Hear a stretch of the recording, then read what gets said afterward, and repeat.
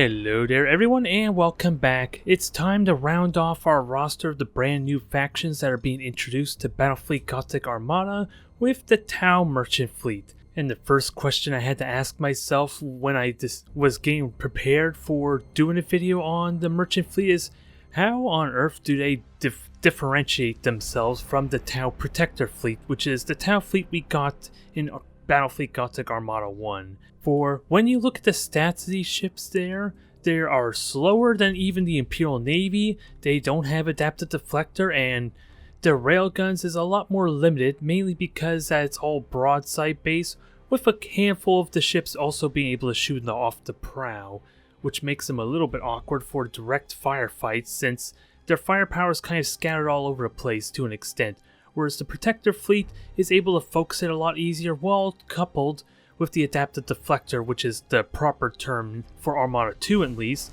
to the original deflector of Armada 1.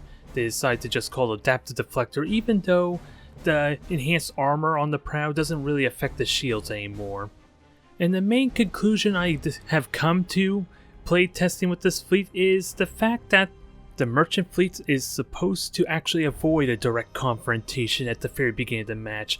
They have a lot of gravitic hooks available to them through their battleship and their light cruiser, and when you couple that with the sheer amount of bombers and fighters that are available to them, on top of the mechanics that I didn't realize when I first did my Armada 2 pre-order videos, is they are pretty decent at long range fighting without taking any damage themselves. The most important factor for this is the fact that if your fighters and bombers are not completely destroyed, that they complete their bombing attack run or their patrols with the fighters, then you get refunded on the charges that you have spent using said fighters and bombers, which is pretty important, like I said, for defending yourselves, scouting, and of course the Manta Bombers are like your main punch for the long-term fight if you are smart about how you can manipulate the point defense of your adversary.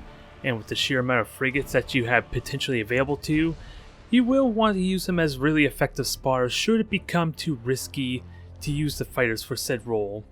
The Seeker missiles themselves, while they were heavily nerfed or restricted in comparison to the torpedoes of all the other factions in Armada 1, the Seeker missiles have been let loose of their shackles. They now completely ignore armor and they do the full damage that all the other torpedoes do.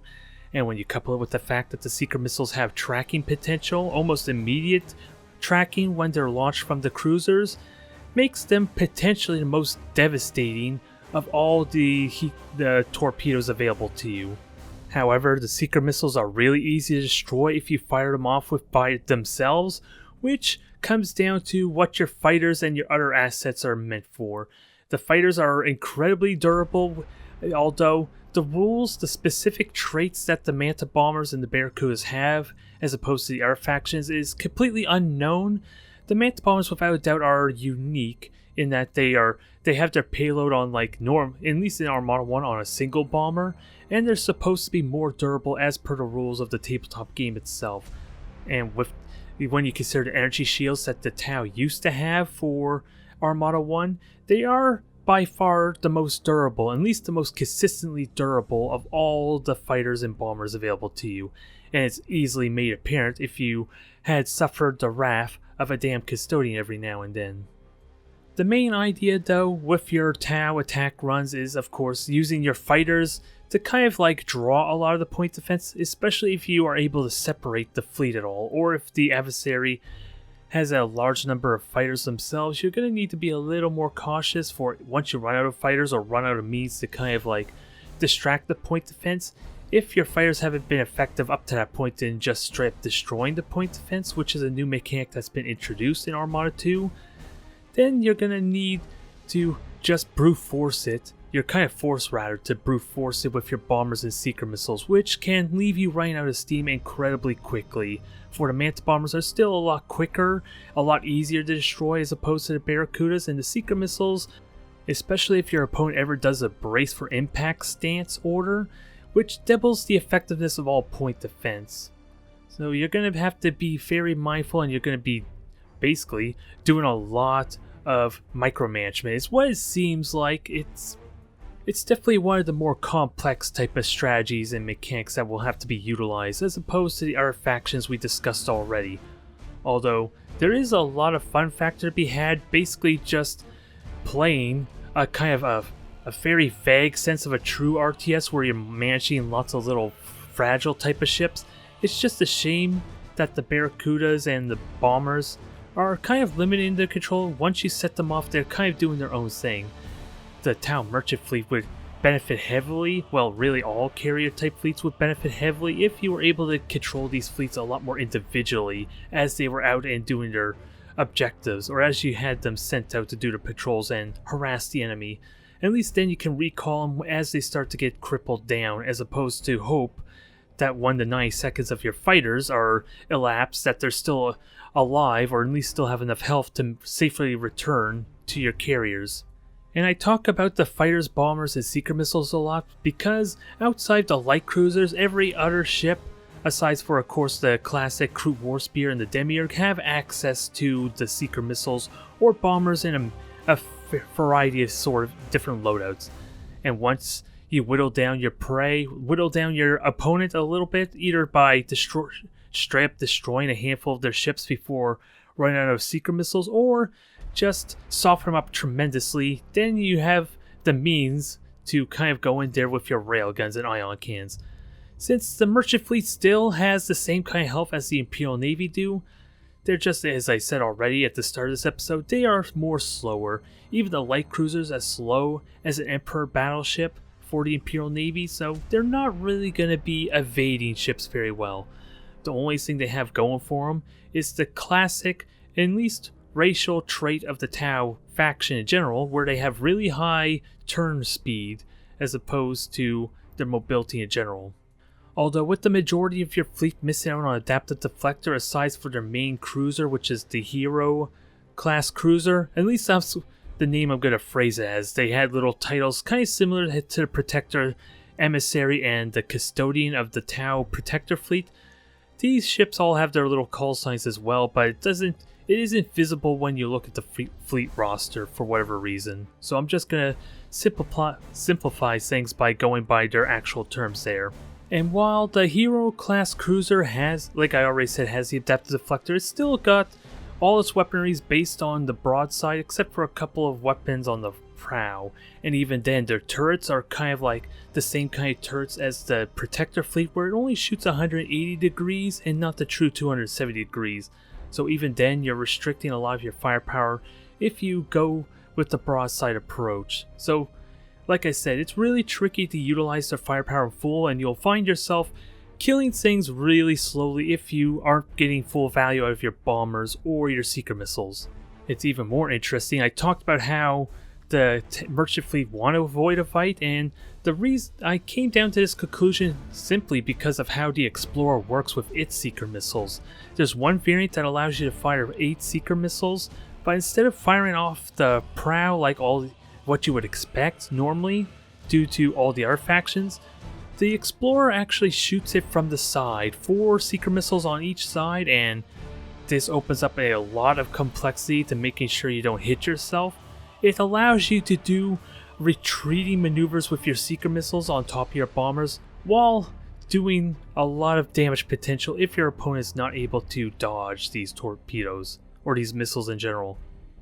And you need to take the seeker missiles very seriously, for with the fighters harassing the point defense and being utilized properly, it's almost impossible to take out these seeker missiles. So if you're not able to sprout the damage by having other ships kind of like intercept, or at least jump the seeker missiles ahead of time before they get within reach of the fighters screening for them, then you are in a lot of trouble.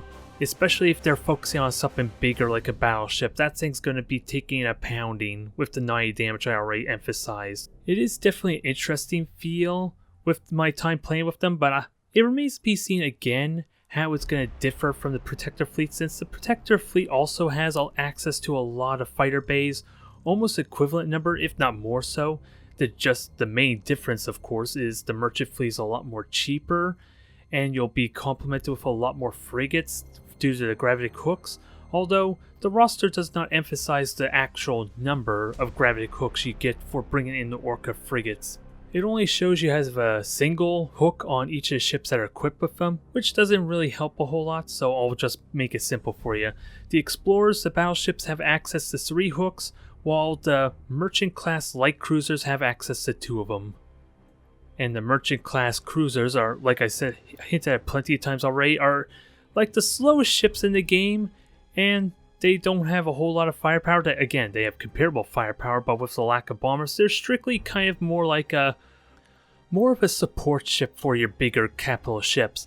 For when you don't factor in the gravitic hooks, these 2 merchant ships basically cost only like 80 points in general.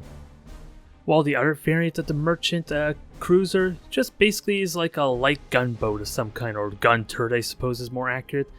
It is a little bit odd with some of these variants, and it's definitely going to require a little bit more play testing to truly understand the potential of the merchant fleet. But it still has been an interesting treat trying to go with a full like bomber fighter type fleet composition and trying to use it to its full potential, trying to plan out how to keep the fighters and bombers alive. With the ability to refund them, you kind of want to do that. Although the Manta Bombers have been heavily nerfed in the fact that they only do maybe about half the damage of what they used to, mainly because they don't ignore armor completely now. The wording suggests that they only ignore down to like 50 armor, which is still the weakest armor of all the capital ships currently in this iteration. But it is still quite noticeable, the drastic difference, even with all the bombers that have launched in like a big massive cluster. They only are chipping it down like kind of like big chunks and not as devastating as you would expect otherwise. But at the end of the day, until we know the specifics of the fighters and bombers' actual traits, kind of like it would be easily assumed that the Eldar would have the best fighters and bombers, we just don't know how exactly. These merchant fleets would probably be considered inferior to like a heavy Chaos bomber fleet, I would imagine, just because of how much more mobile a Chaos fleet would be. But you can't overlook the potential of a secret missile combo with these fighters and bombers, without a doubt.